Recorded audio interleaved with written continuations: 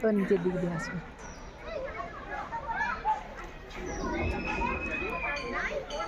ওর তলাটাই নিয়ে আসছে, গাটা চকচক করছে একদম গ্ল্যামার। কি ওই ছবি তোলার জন্য এরকম করে পোজ দিচ্ছে গ্ল্যামার। দিকে আবার ভালো আছিস? হ্যালো, এই সামনে আছে গো, সামনেই আছে, সামনেই আছে করো। বাবা দেখো পোজ দিচ্ছে, ও নানা রকম পোজ দিচ্ছে।